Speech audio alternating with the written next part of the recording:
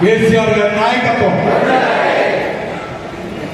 ఖమ్మంలో ఉన్న బిఎల్ఏలను మన కార్యకర్తలు అందరితో ఒక హాలు అంటే 1 టౌన్ 2 టౌన్ 3 టౌన్ నాగపురం అనేది మండలం అన్ని కలిపి పెడదామంటే ఖమ్మంలో హాల్ లేదు. అందుకని అంటే మన కార్యకర్తలు ఎంతమంది బిఎల్ఏలు ఎంతమంది అంటే 1 టౌన్ 2 టౌన్ సపరేట్ చేయాల్సి వస్తుంది, నాగపురం సపరేట్ చేయాల్సి వస్తుంది, రేపు 3 టౌన్ సపరేట్ చేయాల్సి వస్తుంది. అంటే బీఆర్ఎస్ కార్యకర్తల యొక్క శక్తి అది వాళ్ళందరికీ ఫస్ట్ ముందు ధన్యవాదాలు తెలియజేస్తా ఉన్నాను. మీ అందరినీ అకామిడేట్ చేయాలంటే దాదాపు 2-3 వేల మంది బట్టి హాల్ రావాలి. మరి ఫ్యూచర్లో కడతారేమో చూద్దాం. ఎనీవేస్ సభాధ్యక్షులు నాగరాజు గారు, తమ్ముడు రాకేష్ రెడ్డి గారు, మిత్రులు కృష్ణ గారు, అలాగే నాగభూషయ్య గారు, కమల్ గారు, మిత్రులు శ్రీశెట్టి వీరభద్ర గారు, మిత్రులు మా 1 టౌన్ సమన్వయకర్తగా పనిచేసి డిప్యూటీ గవర్నర్గా పనిచేసిన మా కూల్ బాయ్ గారు, ఇలా గంగాకృష్ణ గారు నిశ్చితు మీరు మీకు ఇచ్చినట్టు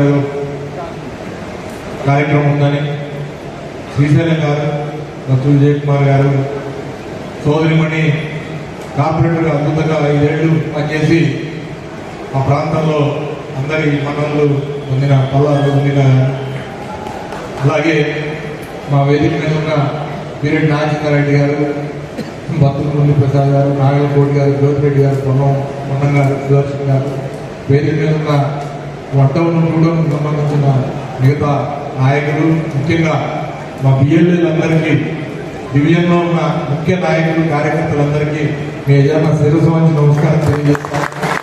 మీడియా మిత్రులందరికీ కూడా నమస్కారం తెలియజేస్తాం. అదే ప్రతి వారం వస్తుండు, వారం వచ్చినప్పుడల్లా ఏదో ఇంత మసాలా తట్టించిపోతాడు, మసాలా తట్టించకుండా పోతే ఎట్లా మీడియా మిత్రులు ఎక్స్పెక్ట్ చేస్తున్నారు. తప్పకుండా మీ మసాలా మీకు తట్టించే తీరుతా అని చెప్పి సందర్భంగా తెలియజేస్తున్నాం. అంటే ప్రతిపక్షంలో ఉన్నప్పుడు మసాలా మనం తట్టించకపోతే ఎవరు తట్టిస్తాడు, ప్రజల పక్షాన మనం అడగకపోతే ఎవరు అడుగుతారు, ప్రజల పక్షాన మనం మాట్లాడకపోతే ఎవరు మాట్లాడతారు, ప్రజల పక్షాన మనం కొట్లాడకపోతే పోరాడకపోతే ఎవరు పోరాడతారు. కాబట్టి అది మన బాధ్యత. అందరం మనం ప్రధాన ప్రతిపక్షం, మనము తుతుంబర్ ప్రతిపక్షం కాదు. తుతుంబర్ ప్రతిపక్షం అంటే తుప్పెని ప్రతిపక్షం ఉంటుంది ఒకటి. మన దగ్గర కూడా 8 మంది ఎంపీలు గెలిపించారు, 8 మంది ఎమ్మెల్యేలు గెలిపించారు. వాళ్ళకి ఈ రాష్ట్రంలో ఏ సమస్య కూడా పట్టదు. కాబట్టి ఏ ప్రధాన సమస్య అయినా సరే బీఆర్ఎస్ పార్టీనే మాట్లాడాలి. అది కేటీఆర్ మాట్లాడి, హరీష్ రావు మాట్లాడి, ఇక్కడ పోవడం మాట్లాడాలి. ఇక మాట్లాడిన తర్వాత కొంతమందిని పెట్టి నన్ను తిట్టిస్తారు. తిట్టరు. ఒకరోజు వాళ్ళ తిట్టుడు కూడా పేపర్లో వేయాల్సి వస్తుంది. కానీ తిట్టినోళ్ళనన్నా ఆయన పెట్టారు. ఒకడెవడైనా ఒక సర్పంచ్ గెలిచినోడు, లేకపోతే వార్డు మెంబర్ గెలిచినోడు, ప్రజాక్షేత్రంలో గెలిచినోడు ఏం లేదు. గట్టిగా చేతులు నెత్తిన చేయబెట్టింది కాబట్టి నువ్వేదో నాయకుడు, కార్పొరేషన్ చైర్మన్ అయినా, లేకపోతే ఇంకోదానికి చైర్మన్ అయినా. ప్రజాక్షేత్రంలో వైరాలో వాటికి భార్యను నిలబెట్టి రాత్రి నామినేషన్ గుంజుకున్నాయేమో నా మీద మాట్లాడతారు. ఏం మాట్లాడాలి వాళ్ళకి ఏం సమాధానం చెప్పాలి? ప్రజాక్షేత్రంలో పారిపోయేటోడు ఎట్లా నాయకుడు నువ్వు ఏమన్నా కావచ్చు, గతంలో ఏమున్నా కూడా. కానీ ప్రజాపక్షాన మేము ప్రశ్నిస్తే మాత్రం వాళ్ళని నీళ్ళని పెట్టి బోబో అనిపిస్తున్నారు. నేను మళ్ళా కూడా చెప్తున్నా, ఈ బోబోలకి బెదిరేవుడు అజయ్ కుమార్ కాదు. నేను వచ్చిందే నా బ్యాక్గ్రౌండే అది. సో నా బ్యాక్గ్రౌండే పోరాటాల బ్యాక్గ్రౌండ్. నేను ఉన్నది పోరాటాల పార్టీలో. కాబట్టి ఎవరు భయపడాలా? నువ్వు 40 ఏళ్ళ ఇండస్ట్రీగా, లేకపోతే 30 ఏళ్ళ ఇండస్ట్రీగా, 3 మంత్రులుగా, ఏమన్నగా అజయ్ కుమార్ మాత్రం ఖమ్మంలో ప్రశ్నిస్తూనే ఉంటాడు, ప్రజల పక్షానే ఉంటాడు. ఉండడం అనుకుంటే అది మీ యొక్క దౌర్భాగ్యం. నేను నా కార్యకర్తలకి నేను చెప్పాల్సింది చెప్తా, ప్రజలకు చెప్పాల్సింది చెప్తా. దాన్ని పర్యవసానం ప్రజలు ఎట్లా తీసుకుంటారు, రేపు ఏమి ఇది జరుగుతుంది అనేది విషయం పక్కన పెడితే ఇవాళ జరుగుతున్నది ఏంటి రాష్ట్రాల్లో తప్పకుండా తెలియాలి. నా కార్యకర్తలకు నేను చెప్పాలి. మీరందరూ సర్వ ప్రక్రియ విజయవంతం చేశారు. మీ అందరికీ నేను అభినందనలు తెలియజేస్తున్నా. అందుకనే మీకు అభినందన పత్రము దాంతోపాటు మొమెంటో ఇస్తున్నా. డెఫినెట్ గా మీ సర్వీసెస్ వాల్యుబుల్ సర్వీసెస్ వాటికి వెలగట్టలేని మీ అందరూ కూడా నేను సెల్యూట్ చేస్తాను. దీంతో పాటు మీరు కూడా ఈ రాష్ట్రంలో జరుగుతున్న రాజకీయాలు ఏంటో మీరు తెలుసుకోవాల్సిన అవసరం. ఏ పరిపాలన చేస్తామని వచ్చారు? ప్రజా పరిపాలన. ప్రజా పరిపాలన చేస్తామని వచ్చిన వాళ్ళు ప్రజల యొక్క ఆస్తుల్ని ప్రజలకు తెలియకుండానే నిషేధిత జాబితాలో పెట్టడం ప్రజాస్వామ్యమా? ప్రజా పరిపాలనలో కార్యక్రమమా? ఎట్లా పెడతారా నిషేధిత జాబితాలో? ఇవాళ తెలంగాణ రాష్ట్రంలో దాదాపు 1,000 ఎకరాల భూమి 22A నిషేధిత జాబితాలో పెట్టి ఆ జాబితాలను తీసేయాలంటే 30% కమిషన్ అడుగుతున్నారు అనేది వాస్తవా కాదా అని చెప్పి నేను ఈ వేదిక ద్వారా అడుగుతా ఉన్నాను. మీరు ఇవాళ దాంతో పాటుగా వ్యవసాయేతర భూములు, విలువైన భూములు ఏవైతే ఉన్నాయో ఆ విలువైన భూముల్ని కూడా మీరు హైదరాబాద్తో సహా నాకు తెలిసి ఇది ఖమ్మం కూడా పాకుద్దేమో లేదు. 22A అనేది ఒక విషసర్పం. అది అవతల ఆంధ్రప్రదేశ్లో కాటేస్తుంది ప్రజల్ని, ఇక్కడ తెలంగాణలో కాటేస్తుంది. దీని రక్తం మరిగిన ఈ క్రూరముగాలు ఏవైతే ఉన్నాయో ఈ రక్తం మరిగిన క్రూరముగాలు ఖమ్మంలో కూడా ప్రజల్ని వదిలిపెడతాయని నేను అనుకోను. పొద్దులు లేస్తే చూస్తే నువ్వు ఉన్న ఇల్లే నీది కాదు. గమ్మత్ ఏంటంటే ముఖ్యమంత్రి ఇల్లు కూడా నిషేధించే జాబితాలో పెడితే ముఖ్యమంత్రి ఎట్టిస్తారా నీకు 30%? ఒకసారి ఆలోచించుకోవాలి కదా పెట్టేటప్పుడు. ఏ మంత్రి సరే ప్రతిపక్షంలో నాకు పెడితే ఇస్తారా? నేను పోరాడతాను. నేను డెఫినెట్గా ప్రజల్లోనే తెలుసుకుంటా. ఇక వీళ్ళకి ఇది లేదు, కళ్ళు మూసుకొని ప్రజలతో పాటుగా ఏది పెడతాడు. ఇవాళ కొన్ని లక్షల మంది మిత్రులారా, నేను ఇది అబద్ధం చెప్తలేదు, కంటి మీద కొనుక్కులేదు వాళ్ళకి. హైదరాబాద్లో జనాలకి లేదా ఊర్లలో ఉన్నవాడికి కంటి మీద కొనుక్కులేదు. మీరు యూట్యూబ్ ఓపెన్ చేస్తే ప్రతి ఛానల్ 22A ఏం మాట్లాడుతున్నది, ప్రతి టీవీ ఛానల్ 22A ఏం మాట్లాడుతుంది, పేపర్ 22A మీద ఏం రాస్తున్నాయి. వాస్తవం దానికి తప్పు జరిగిపోయిందని చెప్పి సారి చెప్పాడు రెవెన్యూ మంత్రి గారు. సారి చెప్పాడు. స్వచ్ఛత అట్లాంటి ఏం లేదన్నారు. తర్వాత సారి చెప్పి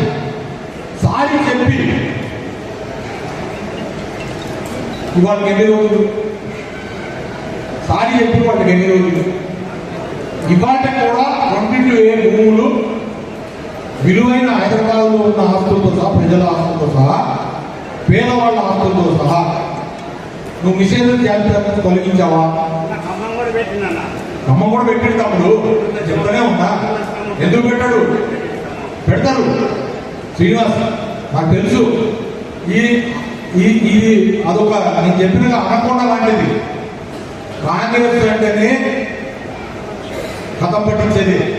ప్రజల ఆస్తుల్ని పరిరక్షణ ఉండాల్సిన బాధ్యత ఉండాల్సిన ప్రజాప్రతినిధులే కంటకులై కాజేస్తారు. చెప్తూనే ఉన్నారు అవుతుంది ఇక్కడ కూడా. అయితే ఇవాళ బాధ్యత ప్రభుత్వం ఏం చేయాలి? అది మొత్తం టోటల్ క్యాబినెట్కి సంబంధించిన ఇష్యూ కాదా? క్యాబినెట్లో కూర్చొని ఇమ్మీడియట్గా మాట్లాడాల్సిన అవసరం లేదా? ప్రజలకు స్వార్థం కల్పించాల్సిన అవసరం లేదా?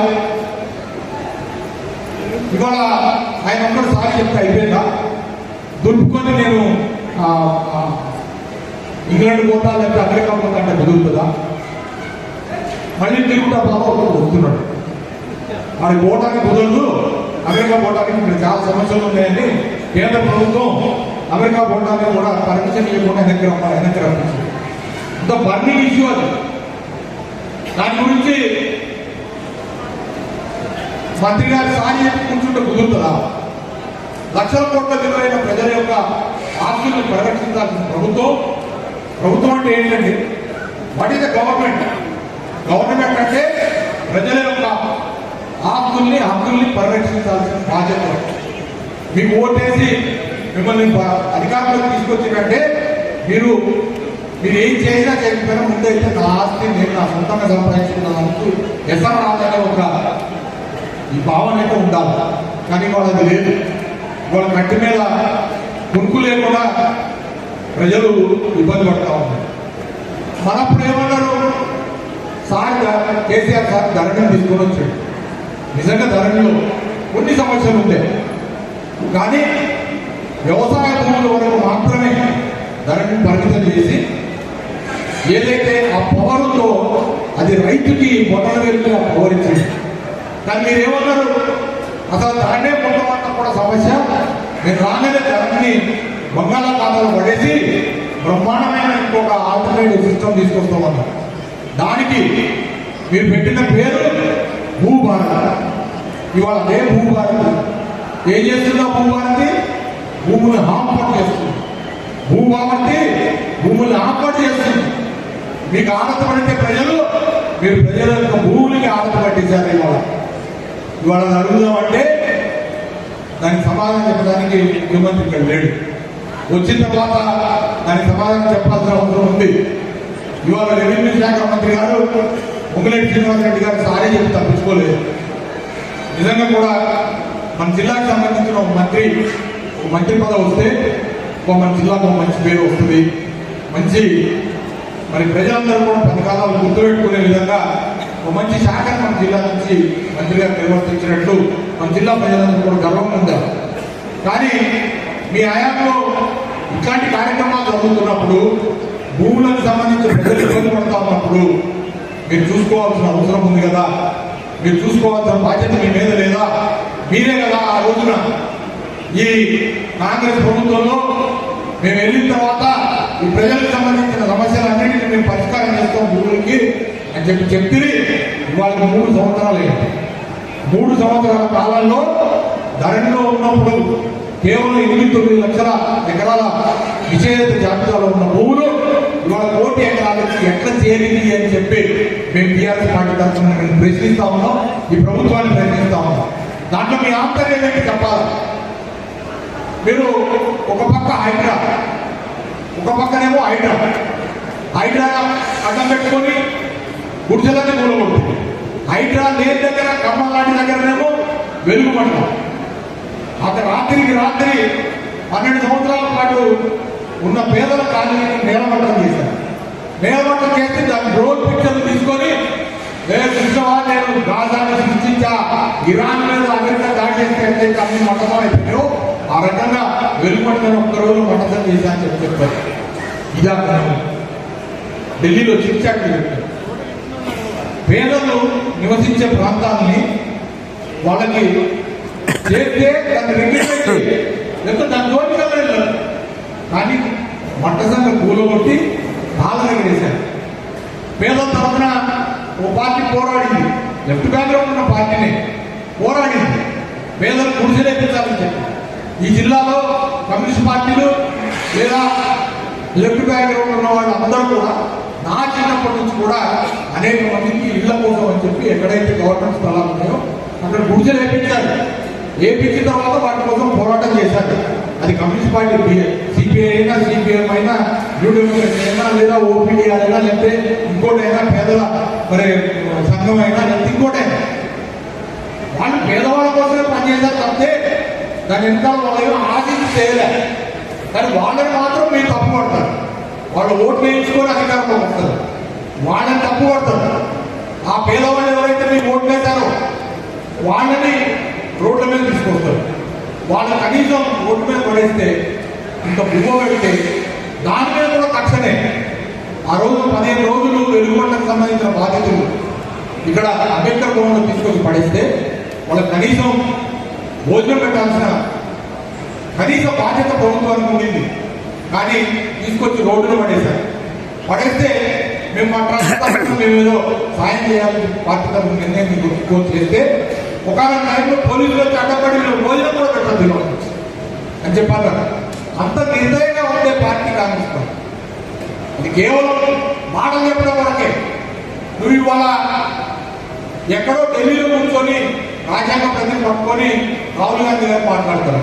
అక్కడ సరే జంతర్ మంతర్లో లాఠీచార్జ్ జరిగిందో లేకపోతే పెద్దలు బుల్లెట్స్ వాడేదో దాని గురించి నువ్వు పోయినావు ఒప్పుకుంటావు. కానీ మరి ఇక్కడ ఏం జరుగుతుంది? మరి నిన్నలో మొన్న 97 జీవో తీసుకొచ్చి పాలిటెక్నిక్ స్టూడెంట్ రోడ్డు మీద కొడితే పిచ్చుకొట్టులు కొట్టారు. అశోక్ నగర్ లో నిరుద్యోగులు నోటిఫికేషన్ కోసం అని చెప్పి బయటకు వస్తే పిచ్చుకొట్టులు కొట్టారు, లాఠీచార్జ్ చేశారు. మరి రేవంత్ రెడ్డి గారు ఇక్కడికి వచ్చి మరి రేవంత్ రెడ్డి గారి ప్రభుత్వం మీద రాహుల్ గాంధీ గారు ఇక్కడికి వచ్చి మరి ఎక్కడ దాఖలు చేయాలన్నా ఆ విద్యార్థుల మీద కూడా అనవసరమైన లాఠీచార్జ్ చేసినందుకు, దాష్టికం చేసినందుకు వదులుకుంటే కాంగ్రెస్ పార్టీ అన్నిటికన్నా కూడా డేంజరస్. అందుకనే కాంగ్రెస్ పార్టీ నమ్మొద్దని కేసీఆర్ గారు అన్నారు. కాంగ్రెస్ నమ్మితే మోసపడతామన్నారు. కానీ నమ్మిరు ఇవాళ మోసపడుతున్నారు. మోసపోయి ఇక ఆ పార్టీలో ఉన్న వాళ్ళు ఎట్లున్నారంటే మనమే విమర్శించడానికి కూడా మనకి పెళ్లిలో చూసట్లేదు. వాళ్ళ మంత్రుల బిడ్డలే అని చెప్తున్నారు. వాళ్ళ మంత్రుల బిడ్డ అది మేము విమర్శిస్తాం చాలా ఆగండి, మాకు బీఆర్ఎస్ మాకు అవకాశం ఉంది కదా అంటే అవసరం లేదు మేము చెప్తాం అంటే అని చెప్పి ఆ మొత్తం 6 నెలల ముందు ఏమో టెండర్ల డిఫరెన్సెస్ వచ్చినాయి. ఆ టెండర్ల వాటాల్లో తేడాలు వచ్చినప్పుడు దుమ్ము దులిపి వదిలిపెట్టింది ఓ మంత్రి గారి బిడ్డ కొండా సురేష్ గారి బిడ్డ దుమ్ము దులిపి వదిలిపెట్టి ఆ తర్వాత మళ్ళా అందరూ సరిపోయింది సరి చేసుకున్నాం అన్నారు. సారి చేసుకున్నాం అన్నారు, షాల్ కప్పుకున్నారు, సారి చేసుకున్నారు. మళ్ళా 6 నెలలకి మళ్ళా నీకు దుకాణం స్టార్ట్ అయింది. లేదా అంటే రేపు సంగతి నీ మొత్తం బండారం బయట పెడతా, నీ చిట్టా ఇప్పుతా అన్నారు. ఆ చిట్టా ఏదో ఇప్పాలని చెప్పి అడుగుతున్నాను. చిట్టా నేను కూడా చెప్తున్నాను రోజు. కానీ ఈ క్యాబినెట్ లో ఉన్న ఒక మంత్రి బిడ్డ మాట్లాడితే ఆదరా మరి స్పందించాల్సిన మంత్రులు ఎవరు ఒక్కరు రాలేదు. మన జిల్లాలో ఉన్న 3 మంత్రులు అయితే గంభీ చాలా ఉంది. అసలు అరే రేవంత్ రెడ్డి మీద సొంత మంత్రి సంబంధించిన కూతురు మాట్లాడితే నువ్వు ఖండించాలో లేకపోతే ఇంకోటో లేదా దీని మీద ఇంకోటో ఏదో చేయాలా. ఆయన బదిలాడుకొని ఇక్కడ నల్గొండ జిల్లా ఉన్నాయి, వరంగల్ జిల్లా ఉన్నాయి, ఏజీ గారు ఖమ్మం జిల్లా నుంచి మాత్రం అసలు రేవంత్ రెడ్డి ముఖ్యమంత్రి గారు మీద కొండా సురేష్ గారి కుమార్తె చేసిన వ్యాఖ్యలు వెళ్తున్నాయో వాటి గురించి ఏమి ఖండం లేదంటే మీరు ఎక్నాలెడ్జ్ చేసుకున్నట్టు లెక్క, అంటే మీరు అంగీకరిస్తున్నట్ట. ఇవాళ ఇక్కడ చెప్పాలా కాంగ్రెస్ పార్టీ నాయకులు మా మీద నోరు పారేసుకునే వాళ్ళు మీరు చెప్పాలి. ఫస్ట్ మీరు సమాధానం ఏం చెప్తారంటే కొండా సురేష్ కూతురు సుష్మిత చేసిన ఆరోపణలు మీ కాంగ్రెస్ పార్టీ తరపు చేసినాయే కదా, మీరు వాటిని సమర్థిస్తున్నారా? మిత్రులాగా ఖమ్మం జిల్లాలో ఉన్న కాంగ్రెస్ నాయకులు నేను అడుగుతాను. ఒకవేళ లేదంటే వాటి మీద పెట్టండి ప్రెస్ మీట్. నువ్వంటే అంటే ఉండికాల మీద నా మీద లేస్తున్నారు కదా, అసలు నిజాలు మాట్లాడుకునే దగ్గర పెట్టండి ప్రెస్ మీట్. ఇవాళ తుమ్మల నాగేశ్వరరావు గారు మొన్ననే అన్నాడు, బీఆర్ఎస్ వాడు రుణమాఫీ మీద మాట్లాడేది కరెక్ట్ కాదు, నేను రుణమాఫీ చేసినామని చెప్పన్నాడు. నేను మళ్ళా నమ్ముతున్నా ఇదే వేదిక మీద నుంచి, అయ్యా వ్యవసాయ శాఖ మంత్రి తుమ్మల నాగేశ్వరరావు గారు, మీ శాఖ ద్వారా జరిగిన వ్యవసాయ శాఖ ద్వారా జరిగిన రుణమాఫీ 100% జరిగిందని చెప్పి నువ్వు కట్టుబడి ఉంటావా మాటకి చెప్పి నేను ఛాలెంజ్ చేస్తా ఉన్నా. మళ్ళీ కూడా ప్రతి వేదిక నుంచి ఛాలెంజ్ చేస్తాను, ప్రతి వేదిక నుంచి ప్రతి అవకాశం ఉన్నప్పుడు ఛాలెంజ్ చేస్తాను. ఏ గ్రామానికి పోను, ఏ గ్రామానికి పోయి అడుగును, గ్రామం నీదే లేదా మండలం నీదే లేదా జిల్లా నీదే. రుణమాఫీ అంట, రుణమాఫీ మీద బీఆర్ఎస్ అబద్ధాలు చెప్తుందని చెప్పి మాట్లాడుతున్నాను. రుణమాఫీ 25% పావన వంతు కూడా కాలేదు, ఇది వాస్తవం. దానికి ఇదే తుమ్మల నాగేశ్వరరావు గారి వీడియో నాకు ఇవాళ ఇప్పుడు లేదు కానీ మరొకసారి మొత్తం అంత పెట్టినప్పుడు పెట్టి ఇప్పిస్తా. 2 లక్షల పైన ఉన్న వాళ్ళందరూ కూడా మీరు పోయి కట్టుకోండి, మీరు ఏదో ఒకటి కట్టుకోండి, అప్పసొప్పు చేసుకోండి, కట్టుకొని తీసుకొచ్చి బ్యాంక్ వస్తే మీరు 2 లక్షల వరకు రుణమాఫీ చేస్తా అని చెప్పి ఈ వ్యవసాయ శాఖ మంత్రి చెప్పిండు. అట్లనే ముఖ్యమంత్రి కూడా చెప్పిండు. రైతులు పోయిరు, కట్టిరు, అప్పు తీసుకొచ్చారు, పెద్ద పెద్ద వడ్డీతో 2 లక్షల పైన ఉన్న దానికి 2 లక్షల రుణమాఫీ కాలేదు. ఇవాళ ఊళ్ళలో పోయి నేను అడుగుతా ఉన్నా, ఇవాళ సాయంత్రం పోతున్నా, నేను పోతున్నా సాయంత్రం పంచుకుంటా, నేను చాలా చేసి అడుగుతున్నా, మీడియా ముందే అడుగుతా అక్కడ రైతుల్ని రుణమాఫీ అయిందా కాలేదా. మీ నియోజకవర్గమే తెలుసుకుందాం రండి. ఎక్కడ దాకా ఎందుకు వాళ్ళు పంచుకుంటే పోతున్నా సార్. రుణమాఫీ కాదా, రైతు బంధు సగం ఎగ్గొట్టారు, రైతు బీమాకి ప్రీమియం కట్టలే పండబెట్టారు. కోర్టులో ఎవరో పిటిషన్ వేస్తే దానికి సమాధానం చెప్పకుండా కళ్యాణ లక్ష్మి సాధ్యం వారికి ఖతం చేశారు. ఫీజు రీయింబర్స్మెంట్ ని భూస్థాపితం చేశారు. ఆరోగ్యశ్రీకి డబ్బులు లేవు, స్కూళ్ళకి డబ్బులు లేవు. దేనికైనా ఉన్నది డబ్బులు అంటే దేనికైతే బాగా వస్తాయో, మనకి రిటర్న్స్ వస్తాయో వాటికి మాత్రమే డబ్బులు. ఈ మంత్రులు కానీ కాంగ్రెస్ ప్రభుత్వంలో ఉన్న మంత్రులు కానీ వాళ్ళు దాంట్లో నుంచి ప్రజలకు కావాల్సిన అవసరాలు చూస్తే మాత్రం ఖర్చు పెట్టే పరిస్థితి లేదు. అడిగితే కోపం వస్తుంది వీళ్ళకి. నీ అంత చూస్తా అంటుడు ఒక మంత్రి, నీ అంత చూస్తా అంటుడు ఒక మంత్రి. ఏది ప్రైవేట్ సమాజంలో నా అంతే చూస్తూ ఇంకా ప్రజల కష్టాల యొక్క అంతు చూడు. ప్రజలు మిమ్మల్ని గెలిపించింది లేదా ముగ్గురు మంత్రులు జిల్లాకి ఇచ్చింది, వాళ్ళ కష్టాలని అధిగమించే కార్యక్రమం చేయమని. ఇవాళ ఖమ్మం జిల్లాలో రేపు నీళ్లు పెద్ద విషయం కాబోతుంది. వీళ్ళు ఆలోచన చేస్తలేరు. రేపు ఒకవేళ ఇదే ఎల్లీలో కంటిన్యూ అయితే ఆగస్టు నెలకి చివరికి వచ్చి పడుతున్నాం ఆల్రెడీ. ఇంకా ఒక్క నెలే ఉంది వర్షాకాలం. నిజంగానే వర్షాలు పడకపోతే మన పరిస్థితి ఏంటి? ఇంకా శ్రీశైలం దాటి నాగార్జున నీళ్లు రాలే. శ్రీశైలం పూర్తిగా నిండలే. ఇంకా కృష్ణా జలాలు కూడా వరద తగ్గింది. నువ్వు రేపు పంటల సంగతి సరే, రైతాంగం ఆందోళనలో ఉన్నారు. వాళ్ళకి ఏం చెప్పలేదు. ఆల్టర్నేటివ్ క్రాప్ ఏం వేయాలి లేదా ఆల్టర్నేటివ్ ప్లాన్ ఏంటి ఏం చెప్పలేదు. కానీ రేపు తీవ్రమైన కరువు వచ్చే పరిస్థితుల్లో ఎల్నీలోనో తాగునీటికి సంబంధించిన సమస్య ఏదైనా వస్తే దానికి ఏం చేయాలి? ముందు ఒక ప్రణాళిక. జిల్లాల స్థాయిలో ముగ్గురు మంత్రులు ఒక దగ్గర కూర్చొని ఎప్పుడైనా ఎన్నడైనా తమ్ముడు ఒక్క సమావేశం చూసారా? ముగ్గురు మంత్రులు కూర్చొని ఖమ్మం జిల్లాలో కలెక్టర్ కూర్చోబెట్టుకొని ఒక్క సమావేశం ఈ జిల్లాలో ఈ మంత్రులందరూ కలిసి ఈ ప్రజలకు సంబంధించిన ఈ సమస్య, నీళ్ళ సమస్య, దీని మీద ఏం చేద్దాం అనేది పోయలేదు. ఒక మంత్రి ఎటో పోతాడు, ఒక మంత్రి ఇంకో అయిపోతాడు, ఒక మంత్రి పోయి ఆయన దాంట్లో పడతాడు. ఇవాళ ప్రజల గురించి ఎవరు పట్టుకోవాలి? మరి కుటుంబాల మాటలు తుబ్బే డైలాగులు కొట్టి పదవులోకి వచ్చిన నాయకులారా, నా గతం ఎంతో ఘనమైనది, నా తాతలు మేము అంత నేతలు తాగాము, మా మీసాలు దద్దలా కలుస్తున్నాయని చెప్పుకుంటే ప్రజల కష్టాలు తీరవు. నేను అందుకనే ఇక్కడ ఉన్న కాంగ్రెస్ నాయకులు కూడా చెప్తా ఉన్నా, గతం మీరు ఎంత ఘనమైనదైనా లేదా మీ నాయకులు ఎంత ఘనమైనదైనా ఇవాళ మాత్రం ప్రజలు మాత్రం మిమ్మల్ని చీకొడతా ఉన్నారు. ప్రజల్లో పోతే తెలుస్తుంది ధైర్యం చేసి. రైమని వెళ్ళిపోతే కాదు, విప్పమని వెళ్ళిపోతే కాదు. ఇందాక కమర్పై చెప్పాడు, చాలా మంచిగా ఓపెన్గా చెప్పాడు. ఆంధ్ర తెలుగు అన్నట్టు ఉంది ప్రజల పరిస్థితి. మొన్న ఎప్పుడో నేను ఇట్లనే ఒక గ్రామానికి పోయి పాపడపల్లిలో ఇంకా మీటింగే మొదలు పెట్టలే. అక్కడ మహిళలందరూ వచ్చారు. ఈ మధ్యలో ఏమి ఉంటుందా? ఏది మధ్యలో అన్న మధ్యలో ఏమన్నా ఈ మధ్యలో దిగేది ఉంటుందా? ఈ మధ్యలో తిప్పలేదా? తమకు తెలియదు కదా. రాజ్యాంగంలో మనం ఓటేస్తే 5 ఏళ్ళ కథమైన, అందుకని అయితే ఓటేసినప్పుడు చూసుకోవాలి. ఈ మధ్యలో కార్యక్రమాలు ఉండవు. 5 ఏళ్ళ పాటు భరించాల్సిందే. ఈ సినిమా ఇప్పటికి 3 ఏళ్ళు అయింది, ఇంకా 2 ఏళ్ళు ఉంది. నీకు ఇంటర్వ్యూలు అయ్యేటప్పటికి ఇంకా నీకు ఇసుగు పుట్టిందంటే నువ్వు మిగతా సినిమాని ఎట్లా భరిస్తావు?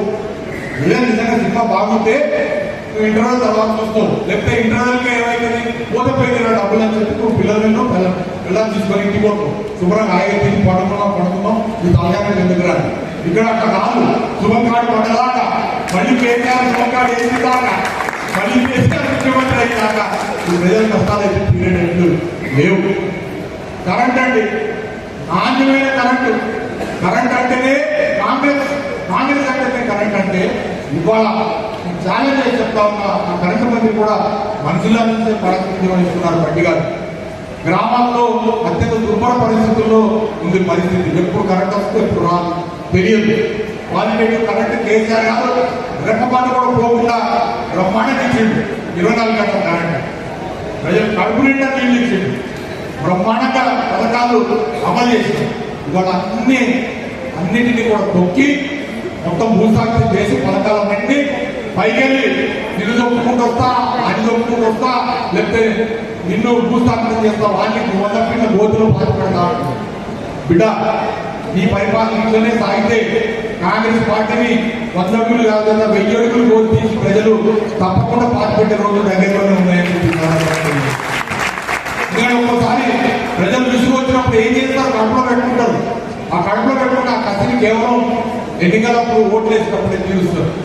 కాబట్టి ఇవాళ ఖమ్మం నియోజకవర్గం కానివ్వండి, ఖమ్మం జిల్లాలో కానివ్వండి, మనం ప్రధానంగా మాట్లాడుకోవాల్సిన సీతారామ ప్రాజెక్టు మిత్రులారు ఏం చేశారు? మిత్రులారు వచ్చి ఏమైనా చేశారా?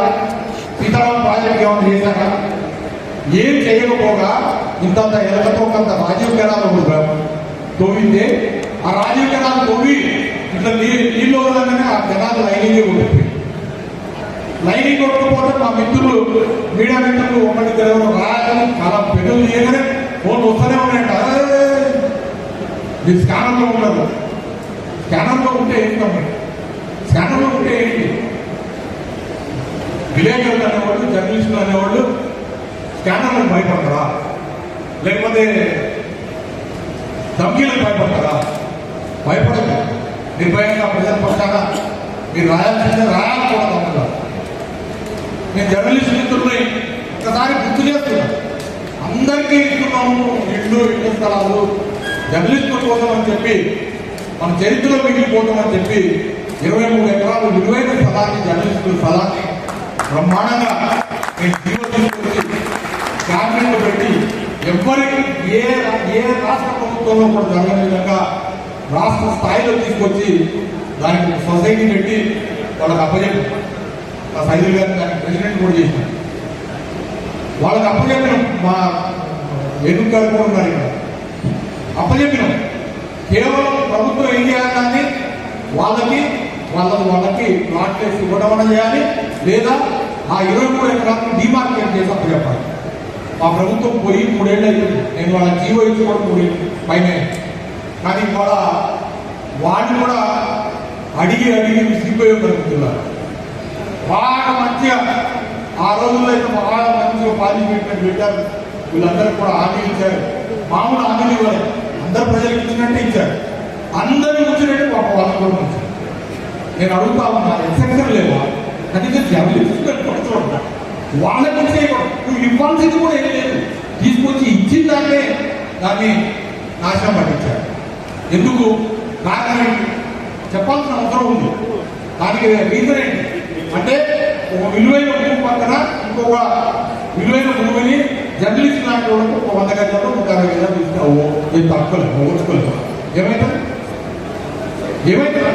దానివల్ల మనకి విలువ పడిపోతా? ఆలోచన చేయాలి. టేబుల్ పనిలో అద్భుతమైన 1200 డబుల్ బెడ్రూమ్ నిన్న కూడా మళ్ళీ కేటీఆర్ న్యూస్లో ట్వీట్ చేశారు. 1200 ఇంట్లో ఒకే దగ్గర పేదల ఆత్మగౌరవానికి చేయమని ఒక గేటెడ్ కమ్యూనిటీ లాగా కట్టారు. ఆ టేబుల్ పల్లి డబుల్ బెడ్రూమ్ నిన్న వస్తే నాకు చాలా ఆత్మ సంతృప్తి అనిపించింది.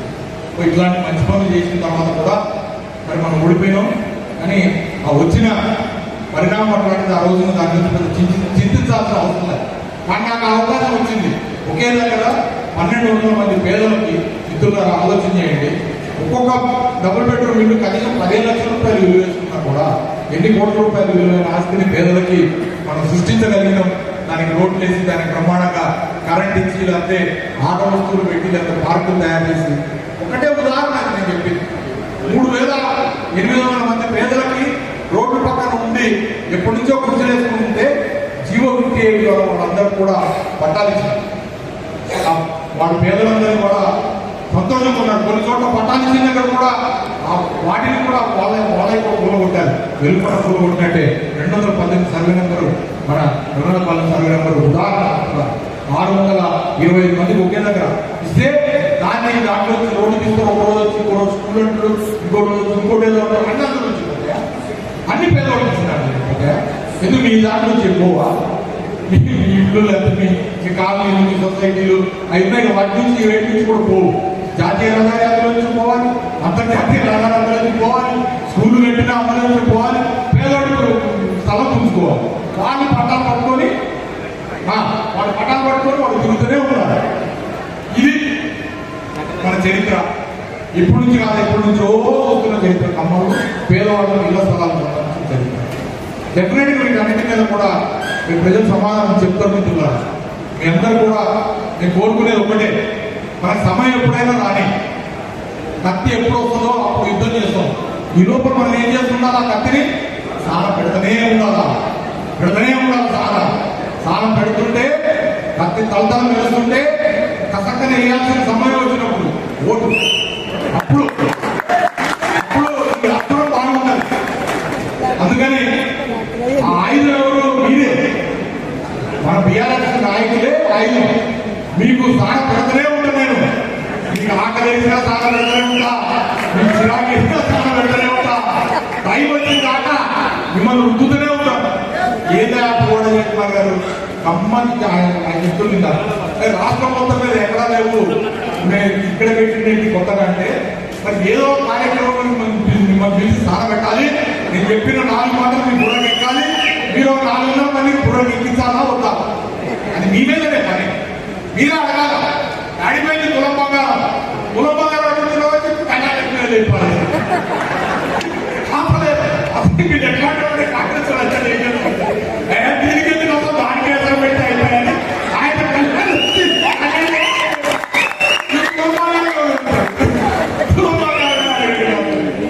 మా బయట పాపం గ్యాస్ 500 అంటే ₹11,000 గ్యాస్ ఉంటే ఇవాళ మీరు ఆయన అడిగితే గ్యాస్ కూడా రాదనుకుంటా.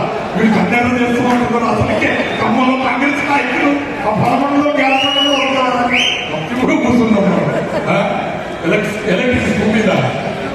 ఎలక్ట్రిక్ స్కూటీలు వచ్చినాయి ఖమ్మంలో రోడ్ల మీద అన్ని కూడా కాంగ్రెస్ వాళ్ళు మన ఆడబిడ్డ చూసిన ఎలక్ట్రిక్ స్కూటీలు తిరుగుతా ఉన్నాయి. చదువుకునే ఆడపిల్లలు ఒక్క వాగ్దానం అంటే ఒక వాగ్దానం లేదు. అత్తకి 4,000, కోడలకి 2,000 అయిపోయింది. 80 పాప అత్త 4,000 కోడలు 2 కూర్చున్నారు. ఇప్పుడే 3 సంవత్సరాలు అయిపోయింది. నేను చెప్తున్నా, మీరు రాసుకోండి. 3 సంవత్సరాలకి 2,000 రూపాయలకి అత్తకి ఇవ్వాల్సిన పెన్షన్లో పెంచాల్సిన 2,000 రూపాయలు 60,000 రూపాయలు 3 సంవత్సరాలు అంటే 36 నెలలు అంటే దాదాపుగా 70,000 రూపాయలు బాకీ పడ్డారు. కోడలికి ఇవ్వాల్సిన 2,500 రూపాయలు 3 సంవత్సరాలకి 75,000. అయ్యా అది ఇది కలిపితే 1,00,000. ఆ 1,00,000 నువ్వు ఇస్తే మా మహిళలు పాప ఆనందిస్తారు. కానీ వాళ్ళంట కోటి మందిని ఓటిస్తారు. కోటిలో కాదా 1,00,000 అప్పున్నది కదా, అది తీర్చు. అది అడిగితే ఇంత పొడుగు కోపం వస్తుంది. మరి నువ్వే కదా ఇంటికి కార్డు పంచినావు, గ్యారంటీ కార్డు పంచలేదు. అబ్దుల్లాహరావు గారు బట్టి విక్రమార్క గారు అది జాగ్రత్తగా తీసుకొని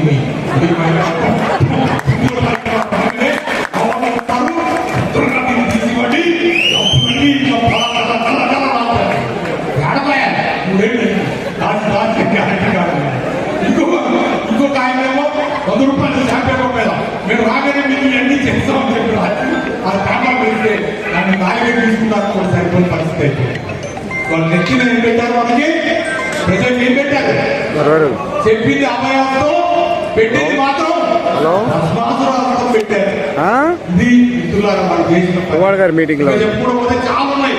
మనం 10 లక్షలు తగ్గుమని కొద్దిమందికి 12 లక్షలు వస్తా డిగ్రీ చదివిన విద్యార్థులకి వస్తా 25,000 రూపాయలు, పీజీ చదివిన విద్యార్థులకి 50,000, పిహెచ్డీ చేసిన 1,00,000 రూపాయలు, 5 లక్షల రూపాయలు ఫ్రీగా లోను.